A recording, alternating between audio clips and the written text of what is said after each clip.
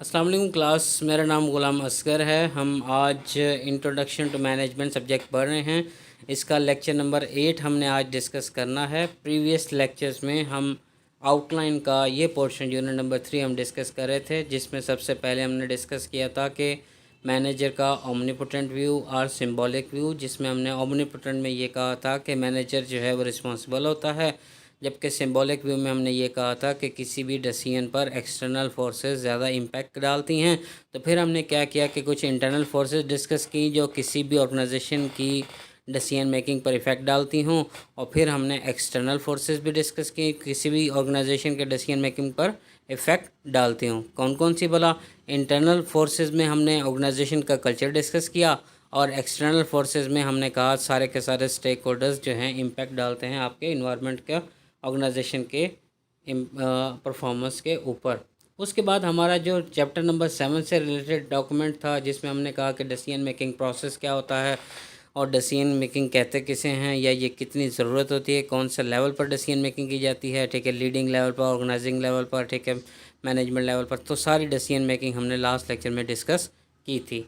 आज जो है हमें फ़र्दर इस टॉपिक को कंटिन्यू करते हुए इसी लेक्चर में मैं इसे एंड कर दूंगा, जिसमें हम manager as decision maker and decision making for today's world हमने इसे डिस्कस करना है। तो किसी भी ऑर्गेनाइजेशन में आपको पता है कि डिसीजन मेकिंग का एलिमेंट बहुत इंपॉर्टेंट है। फिर कुछ डिसीजंस ऐसे होते हैं जो रूटीन बेस्ड होते हैं, ठीक है, जिनको आप डे टू डे एक्टिविटीज़ में फेस करते रहते हैं, और कुछ डिसीजंस ऐसे होते हैं जो कोई अनयूजुअल होते हैं और यूनिक सिचुएशन को रिप्रेजेंट करते हैं। इसका मतलब ये है कि डिफरेंट टाइप्स ऑफ डिसीजंस होते हैं। इससे के साथ साथ अब हर मैनेजर को ऑर्गेनाइजेशन के अंदर डिफरेंट कंडीशंस का सामना होता है। इसका मतलब ये है कि जब हम इस टॉपिक को डिस्कस कर रहे हों तो हमें टाइप्स ऑफ डिसीजंस और फिर डिसीजन मेकिंग की कंडीशंस को देखना चाहिए। इन्होंने एग्जांपल दिया कि एक रेस्टोरेंट मैनेजर को कौन कौन से डिसीजंस का सामना करना पड़ता है।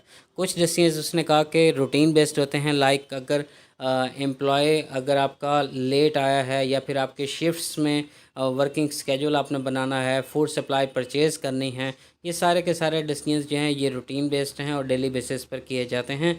और दूसरी जो अनयूजुअल सिचुएशंस होती हैं कुछ, लाइक अगर गवर्नमेंट ने नए रूल्स एंड रेगुलेशंस बनाए हैं रेस्टोरेंट के लिए, लाइक अभी कोविड की सिचुएशन आई है तो बहुत से रेस्टोरेंट्स को कहा गया कि वो ओपन प्लेसेस पर अगर बिज़नेस करें तो कर सकते हैं, वरना नहीं कर सकते।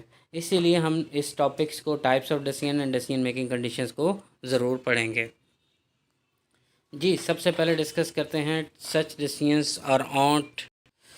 उनका कहना यह है कि कुछ सिचुएशंस ऐसी होती हैं जो अनयूजुअल नहीं होती, मैनेजर डेली बेसिस पर उन्हें फेस करता है, ठीक है। मैंने अभी आपको बताया कि हमें टाइप्स ऑफ डिसीजन पढ़ना बहुत ज़रूरी है।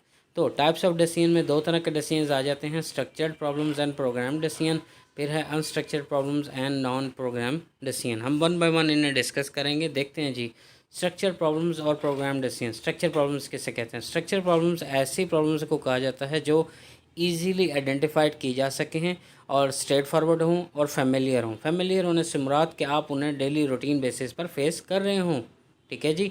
अब इसकी एग्जांपल क्या है? एग्जांपल ये है कि जब कस्टमर स्टोर पर प्रोडक्ट्स को रिटर्न करता है तो डेली बेसिस पर बहुत से कस्टमर आते होंगे रिटर्न करने, ठीक है। फिर आपका सप्लायर अगर आपकी डिलीवरी जो इम्पोर्टेंट थी वो लेट कर दे, तब भी हो सकता है।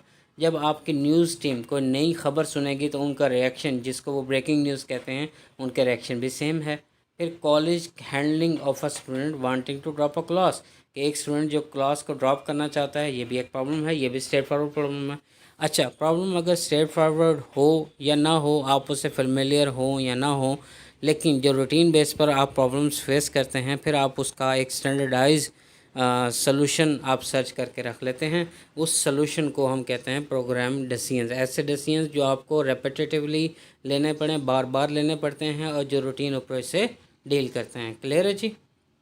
अब प्रोग्राम डिसीजन के लिए ज़रूरी है कि प्रॉब्लम का स्ट्रक्चर्ड होना, ठीक है जी। प्रॉब्लम अगर स्ट्रक्चर्ड होगी तो आपको उसका सलूशन ढूंढने के लिए डिसीजन मेकिंग का सारा प्रोसेस नहीं करना पड़ेगा। फॉर एग्जांपल, अगर एक सर्व करने वाला वेटर जो है किसी कस्टमर पर, उसके कोट पर अगर कॉफ़ी को, ड्रिंक को स्पिल कर देता है, तो उसके मैनेजर को कुछ ना कुछ तो करना है, क्योंकि कस्टमर अपसेट है। अब मैनेजर क्या करेगा? क्या उसे वो पैकेजेस कुछ बोनसेस देगा? नहीं भाई, ये एक रूटीन प्रॉब्लम है। अब मैनेजर के पास प्रीवियसली प्रॉब्लम को सॉल्व करने के कुछ ना कुछ अल्टरनेटिव्स मौजूद हैं, जिसमें से एक अल्टरनेटिव ये है कि वो उस कस्टमर के कोट को दोबारा से ड्राई क्लीन करवा के उसे प्रेस करवा कर वापस कर देगा, वो भी रेस्टोरेंट के एक्सपेंसेस के ऊपर। अब ऐसा डिसीजन जो रूटीन बेस्ड हो, ऐसा प्रॉब्लम जो रूटीन बेस्ड प्रॉब्लम हो, डेली बेसिस पर आप उसे फेस करते हो, तो आपको उसका डिसीजन भी क्या होगा, प्रोग्राम डिसीजन होगा। अब प्रोग्राम डिसीजन की फ़र्दर कुछ टाइप्स हैं। प्रोग्राम डिसीजंस बेसिकली किसी भी प्रॉब्लम का सोल्यूशन है, तो किसी भी प्रॉब्लम का सोल्यूशन जो है वो 3 तरह के डिसीजंस लेके हो सकता है, प्रोसीडर, रूल एंड सप्लाई। एक और बात यहाँ डिस्कस करते जाए ना, देखें आपने अभी प्रीवियस लेक्चर में डिस्कस किया था डिसीजन मेकिंग प्रोसेस, जिसके कुछ 8 एक स्टेप्स थे। 8 स्टेप्स में से पहला स्टेप ये था आइडेंटिफाई द प्रॉब्लम, ठीक है। फिर आपका था डेवलप द अल्टरनेटिव्स, फिर इवेल्युएट द अल्टरनेटिव। अब देखें यहाँ पर प्रॉब्लम यह है कि जो डेवलप द अल्टरनेटिव्स है वो काम बहुत इजी है, क्योंकि आप रूटीनली फेस कर रहे हैं प्रॉब्लम को, तो आपको सोल्यूशन भी क्या है कि ऑलरेडी उसका डेवलप हो चुका है। बस आपको 3 से 4 अल्टरनेटिव्स में से जो बेस्ट सोल्यूशन होगा उसे आपको सेलेक्ट कर लेना है। अभी आपने स्पिल ड्रिंक वाली एग्जांपल सुनी, जिसमें ये बताया था कि एक कस्टमर के ऊपर किसी सर्वर ने, किसी वेटर ने क्या किया था, ड्रिंक स्पिल कर दी थी। अब आपको इसके लिए कोई अल्टरनेटिव डेवलप करने की ज़रूरत नहीं है कि आप बहुत से अल्टरनेटिव डेवलप करें फिर उसमें से एक सेलेक्ट करें, उनकी वेटेज करें। नहीं भाई, यहाँ पर वो वाला जो स्टेप है उसे मिनिमाइज़ कर देते हैं, ठीक है जी। उसके बाद मैंने आपको बताया कि कोई भी मैनेजर अगर प्रोग्राम डिसीजन करता है तो उसे 3 तरह के डिसीजंस लेने पड़ते हैं, या फिर ये 3 डिसीजंस उसके असल डिसीजन में हेल्प करते हैं, प्रोसीडर, रूल एंड सप्लाई। अब हम ये देखेंगे कि ये तीनों 1 बाय 1 होते क्या हैं। सबसे पहले प्रोग्राम डिसीजन में से प्रोसीडर की बात करते हैं। प्रोसीडर किसे कहते हैं, तरीक़ेकार, मेथोडोलॉजी, ठीक है जी। अब मेथड में क्या होता है कि स्टेप्स होते हैं, अ सीरीज़ ऑफ सिक्वेंशियल स्टेप्स, यानी 1 बाय 1, पहला स्टेप करो, दूसरा स्टेप करो, तीसरा स्टेप करो। सिक्वेंशियल से मुराद कि वो तरतीब से आएंगे, ठीक है जी। अब मैनेजर क्या करता है, किसी भी स्ट्रक्चर प्रॉब्लम को रिस्पॉन्ड करता है, ठीक है। अब उसके बाद the only difficulty is identifying the problem, और जैसे ही प्रॉब्लम आइडेंटिफाई हुई आप क्या करेंगे, उसको रिस्पॉन्ड दे देंगे वो प्रोग्राम डिसीजंस के अंदर। अब देखें हॉस्पिटल्स में ना अक्सर मैनुअल्स बनाए जाते हैं, किसी भी प्रॉब्लम को फेस करने के लिए मैनुअल बनाया जाता है। लाइक अगर सिटी में अर्थक्वेक आता है तो उसको डील किस तरह से करना है, अगर सिटी में फ्लड आ जाता है तो उससे डील कैसे करना है, अगर कोई इमरजेंसी सिचुएशन जिसमें शॉट करने का टाइम, किसी को गोलियां लगी हों तो उसको सिचुएशन को कैसे डील करना है, तो इसके लिए क्या होता है कि ट्रॉमा सेंटर्स बनाए जाते हैं। जैसे आपका निश्तर हॉस्पिटल है तो इसका जो इमरजेंसी रूम है बेसिकली वो एक ट्रॉमा सेंटर है, जिसके अंदर इमरजेंसी के पेशेंट्स को ट्रीट किया जाता है। अगर हम अपनी बिज़नेस की किसी एग्जांपल्स को लें तो उन्होंने कहा कि एक परचेजिंग मैनेजर ने क्या किया है, रिक्वेस्ट रिसीव की कि वेयर हाउस मैनेजर से कि जो हैंड हेल्ड इन्वेंट्री क्लर्क है उसने उसे बताया कि जो 15 पीडीए डॉक्यूमेंट है या प्रोडक्ट है वो मिनिमम पड़ा है, उसे और परचेज़ करना पड़ेगा। परचेज मैनेजर जानता है कि उसे डिसीजन किस तरह से लेना है। उसने परचेजिंग प्रोसीजर निकाला जिसमें उसे पता था कि वोचर डायल करना पड़ेगा, क्वांटिटी चेक करनी पड़ेगी, क्वालिटी चेक करनी पड़ेगी, प्राइसिंग चेक करनी पड़ेगी। तो उसने सारे डिसीजंस के हैं एक प्रोसीडर का हिस्सा हैं और उस सिस्टम का हिस्सा हैं, एक मेथड का हिस्सा हैं, तो उसके थ्रू उसने वो डिसीजन ले लिया। तो ये पहला एलिमेंट था जिसमें हमने प्रोसीडर को डिस्कस किया। दूसरा एलिमेंट है रूल। रूल एक एक्सप्लिसिट स्टेटमेंट होती है। एक्सप्लिसिट स्टेटमेंट से मुराद कि उसमें कुछ चेंज नहीं किया जा सकता, कि रूल क्या है कि व्हाट कैन बी और can not be done, simple, ठीक है। कोई मिडल वाली सिचुएशन नहीं है, बस जो कर सकते हैं और जो नहीं कर सकते वो बताया गया है। अब आपको उस रूल को सिंपली फॉलो करना है और उसकी कंसिस्टेंसी को मेंटेन करना है। एग्जांपल के तौर पर कि जो एम्प्लॉय लेट आएगा उसको 50 रुपीज़ फ़ाइन होगा, बजाय इसके कि रूल को बदला नहीं जा सकता, ठीक है जी। लेटनेस पे रूल्स हैं, एब्सेंटिज़म पे रूल्स हैं, ठीक है। आप एब्सेंट रहते हैं जी, आपका 1000 जो है सैलरी में से काट लिया जाएगा, ये भी रूल बना दिया गया। अब इससे क्या होता है कि डिसीजन बहुत जल्दी ले लिया जाता है और फेयर डिसीजन होता है, क्योंकि सब रूल्स में बराबर होते हैं। अब थर्ड टाइप पे आ जाते हैं। थर्ड टाइप जो है प्रोग्राम डिसीजन की वो है पॉलिसी, ठीक है जी। पॉलिसी हमें क्या करे, पॉलिसी हमें सिर्फ और सिर्फ डिसीजन लेने की गाइडलाइन देती है। ये रूल की तरह नहीं है कि वो एग्जैक्टली बता देगी व्हाट कैन बी डन और कैन नॉट बी डन, बल्कि ये क्या करती है, हमें सिर्फ गाइडलाइंस देती है, हमें डायरेक्शंस बताती है, हमें जनरल पैरामीटर्स बताती है कि आपको इन्हें फॉलो करते हुए डिसीजन लेना है। इसीलिए पॉलिसी के अंदर जितनी भी टर्म्स लिखी गई होती हैं वो एम्बिगस होती हैं। एम्बिगस मतलब ऐसे स्टेटमेंट्स जिन्हें समझा जाना जा सके, ठीक है जी, जिसकी इंटरप्रिटेशन के बाद ही डिसीजन लिया जा सके। लेकिन पहले उन्होंने कुछ पॉलिसी के स्टेटमेंट्स बताई हैं, जिसमें पहला स्टेटमेंट है customer always comes first and should always be satisfied, वो promote from within whenever possible, employ wages shall be competitive with the community. अब देखें इसमें कस्टमर ऑलवेज कम्स फर्स्ट, तो ऑलवेज कम्स फर्स्ट इंटरप्रिटेशन है कि इसका क्या मतलब होगा। ठीक है, promote from within whenever possible भी उसके इंटरप्रिटेशन की जा सकती है। फिर है कंपेटिटिव विद द कम्युनिटी, इसके ऊपर भी। अब देखें कंपेटिटिव विद द कम्युनिटी को इंटरप्रेट कैसे किया जाएगा। आपका एम्प्लॉयज़ जो हैं उनको कितनी वेजेस दी जा रही हैं, आप उनके अकॉर्डिंग ही उन्हें वेजेस देंगे ना, उनके अकॉर्डिंग वेजेस सेट करेंगे। अगर 500 दी जा रही है आप 500 सेट कर लेंगे। ये तो है कंपेरेटिव विद द कम्युनिटी। अब इसका मतलब ये नहीं है कि अगर कम्युनिटी के अंदर किसी को 1000 वेज मिल रही है तो आप भी अपने एम्प्लॉयज़ को 1000 देंगे, नहीं। बस गाइडलाइन आपको ये दी जाती है कि आप कम्युनिटी के अंदर मुख्तलिफ लेबर से ताल्लुक़ रखने वाले, मुख्तलिफ पेशा से ताल्लुक़ रखने वाले लेबर्स से बात करें, उनके वेजेस को पता करें, फिर उनसे कंपेयर करने के बाद आप अपनी वेजेस को सेट करें। ठीक है जी, ये हरगिज़ ये नहीं कहता कि आप सेम कॉपी कर लें उनकी वेजेस को, बल्कि सिंपल ये गाइडलाइन फ्रॉम करता है। ठीक है जी, जैपनीज़ में ये एक रूल है कि वो कहते हैं जी कस्टमर इज़ ऑलवेज़ राइट। फिर कहते हैं कि सेकंड स्टेटमेंट थी कि if customer is wrong follow the statement number 1, जिसका मतलब ये है कि कस्टमर इज़ ऑलवेज़ राइट। अब ये एक एम्बिगियस पॉलिसी है। ठीक है जी, कस्टमर इज़ ऑलवेज़ राइट ठीक है, लेकिन उसको फील नहीं होने देना, बट आप अपनी कंपनी का नुकसान भी नहीं कर सकते, और ऐसी टर्म्स जो होती हैं एक्सप्लेनेबल होती हैं। अब आ जाते हैं जी unstructured problems and non program decisions पर। अनस्ट्रक्चर्ड प्रॉब्लम्स से मुराद ऐसे डिसीजंस होते हैं जो अनयूजुअल हों। अनस्ट्रक्चर्ड प्रॉब्लम्स ऐसे प्रॉब्लम्स को कहा जाता है जो अनयूजुअल हों, यूनिक हों, जिनके बारे में इंफॉर्मेशन आपके पास कंप्लीट ना हो। लाइक अगर आप ये सोचें कि आप चाइना में एक फैसिलिटी डेवलप करना चाहते हैं, मैन्युफैक्चरिंग फैसिलिटी बनाना चाहते हैं, ये प्रॉब्लम जो है ये आप इससे डेली बेसिस पर फेस नहीं करते, बल्कि एक यूनिक प्रॉब्लम है। एक तो ये कि आपका कंट्री नहीं है, फिर अदर कंट्री है, फिर उसके रूल्स एंड रेगुलेशंस हैं, फिर सारी इन्फॉर्मेशन भी आपके पास मौजूद नहीं है। तो ऐसे प्रॉब्लम को अनस्ट्रक्चर्ड प्रॉब्लम कहा जाता है जो यूनिक और अनयूजुअल सिचुएशन पर बेस करता हो। इसके लिए आपको फेस करना पड़ता है एक नॉन प्रोग्राम डिसीजन। देखें स्ट्रक्चर प्रॉब्लम था तो प्रोग्राम डिसीजन पहले से बनाया गया एक मेथड, उसे ही आपने फॉलो किया, पॉलिसी को या रूल्स को। अब अनस्ट्रक्चर प्रॉब्लम है तो नॉन प्रोग्राम डिसीजन को ही मद्देनज़र रखना पड़ेगा, यानी कि आपको जैसे यूनिक और अनयूजुअल सिचुएशन थी, इसी तरह से आपको यूनिक और नॉन रिकरिंग डिसीजन जो बार बार रखकर ना हो उसे ही लेना पड़ेगा, जो कि कस्टम सोल्यूशन से बिल्कुल हटकर है। अगर आप अपना एग्जिबिट 6-7 पेज 145 देखेंगे तो आपको डिफरेंस नज़र आ जाएगा program and non program decision में। देखें ज़रा डायग्राम को देखते हैं। अब आप करेक्टरिस्टिक्स देखें और साथ में प्रोग्राम डिसीजन और नॉन प्रोग्राम डिसीजन को देखें। Type of problem structured unstructured, दो ही टाइप्स हैं। ठीक है जी, मैनेजरियल लेवल स्ट्रक्चर प्रॉब्लम हमेशा एम्प्लॉयज़ डील करते हैं, और वो भी सुपरवाइजरी लेवल पर या मिडिल लेवल मैनेजमेंट पर, जबकि अपर लेवल मैनेजमेंट पर यूनिक लेवल के डिसीजंस लिए जाते हैं, अनयूजुअल सिचुएशन से डील किया जाता है। फिर है फ्रिक्वेंसी या तो जो स्ट्रक्चर जो प्रोग्राम डिसीजन है उनमें प्रॉब्लम्स की फ्रिक्वेंसी रूटीन बेसिस पर रेपिटेटिव बार बार होने वाले, जबकि नॉन प्रोग्राम डिसीजन पर न्यू अनयूजुअल, ये बात हम डिस्कस कर चुके हैं अभी। फिर है जी इन्फॉर्मेशन। आपको पता है कि प्रोग्राम डिसीजन में इन्फॉर्मेशन अवेलेबल होती है, जबकि नॉन प्रोग्राम डिसीजन में इनकम्प्लीट और एम्बिगस इन्फॉर्मेशन, क्लियर इन्फॉर्मेशन नहीं होती। फिर है गोल्स प्रोग्राम डिसीजन में क्लियर होने चाहिए, स्पेसिफिक होने चाहिए, नॉन प्रोग्राम डिसीजन में वेग। ठीक है, time frame from solution program decision क्योंकि पहले से मेंटेन किया हुआ सोल्यूशन है, प्रोग्राम प्रॉब्लम है, स्ट्रक्चर प्रॉब्लम है। अब क्या है कि उससे टाइम भी कम लगता है क्योंकि पहले से आपको सोल्यूशन पता है, बस आपको उसे इम्प्लीमेंट करवाना है और आपको उसके आउटकम्स भी पता हैं। फिर जो है अनस्ट्रक्चर प्रॉब्लम रिलेटिवली लॉन्ग होता है क्योंकि अगर आपका इम्प्लीमेंट किया हुआ मेथड जो है अगर वो पूरा नहीं उतरता तो फिर आपको दोबारा से वो प्रोसेस डिसीजन मेकिंग वाला करना पड़ेगा। सोल्यूशन किस चीज़ पे डिपेंड करता है जी, प्रोग्राम डिसीजन में प्रोसीडर रूल्स एंड पॉलिसीज़ पे, जबकि नॉन प्रोग्राम डिसीजन में जजमेंट एंड क्रिएटिविटी पर डिपेंड करता है आपका सोल्यूशन।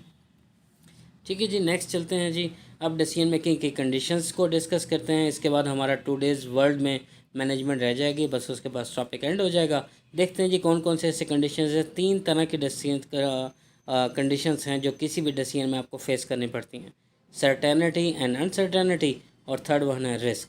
सर्टेनिटी किसे कहते हैं? जब आपको सिचुएशन की आउटकम्स का आइडिया हो और आप मैनेजर्स जो हैं वो पहले से फील कर रहे हो कि यह आउटकम आएगी, तो उसे हम सर्टन सिचुएशंस कहते हैं, जिससे आप प्रेडिक्ट कर सकें, जिससे आप एनालाइज कर सकें पहले से। एग्जांपल दे रहा है कि अगर वार्मिंग है, उसने स्टेट का ट्रेजर है, मुल्क का पैसा उसने किसी बैंक में जमा करवाना है और वो सोच रहा है कि कितना रिटर्न मिलेगा। अब वो क्या करता है कि डिफरेंट बैंक से कोटेशंस मंगवाता है, तो हर बैंक अपना ऑफर रेट उसे बता देता है कि मैं इतने इतने पैसे आपको देने को तैयार हूँ। अब उसे ये तो सर्टन है कि इसके आउटकम पॉजिटिव होगी, हर अल्टरनेटिव के आउटकम पॉजिटिव है। तो ये है सर्टेनिटी, जिसके बारे में आउटकम को आपको पहले ही प्रेडिक्ट किया जा सके, आपको आउटकम के बारे में पता होना चाहिए। नेक्स्ट है जी रिस्क। रिस्क कहते हैं किसी भी आउटकम के साथ रिलेटेड अनसर्टेनिटी को। ठीक है जी। देखें, रिस्क को नॉर्मली हम डील करते हैं थ्रेट के मैनर्स में, डेंजर के मैनर में, लॉस के मैनर में, कि जो भी हम आउटकम लेने जा रहे हैं उसकी लाइकलीहुड क्या है, क्या वो आउटकम उतनी ही होगी या नहीं होगी। देखें, मैंने अपनी आउटकम को पॉजिटिव कंसीडर किया कि पॉजिटिव होगी, तो क्या वो पॉजिटिव होगी या नहीं होगी, इसका लाइकलीहुड क्या है। आपने प्रोबेबिलिटी का चैप्टर पढ़ा था। प्रोबेबिलिटी कहते हैं चांसेस ऑफ हैपनिंग को, कितने चांसेस हैं किसी के होने के। देखें, आप एक सिक्का उछालते हैं, उसमें से हेड के आने के चांसेस कितने, 50-50, कि या हेड आएगा या टेल आएगा। फिर है अनसर्टेनिटी। अनसर्टेनिटी ऐसी सिचुएशन जिसमें आपको आउटकम्स जो हैं उनकी आइडिया नहीं होता, वो सर्टन नहीं होती, और आपके पास कोई भी प्रोबेबिलिटी के एस्टिमेट्स नहीं होते कि ये आउटकम्स होने वाली हैं। क्यों? क्योंकि अनसर्टेनिटी हमें ये क्लेम करती है कि आप तो एक तो डिसीजन मेकर की साइकोलॉजिकल सिचुएशन उससे डील करेगा, दूसरा आपके आउटकम के जितने भी फैक्टर्स हैं वो भी असरअंदाज उसके ऊपर हो सकते हैं। अच्छा, फिर ऐसी अनसर्टेन सिचुएशन में किसी भी मैनेजर को क्या करना चाहिए। देखिए, उन्होंने 3 कंडीशंस बताए हैं, ऑप्टिमिस्टिक, पेसिमिस्टिक, ठीक है जी, और तीसरा रिग्रेट है। ऑप्टिमिस्टिक और पेसिमिस्टिक समझ लें पहले।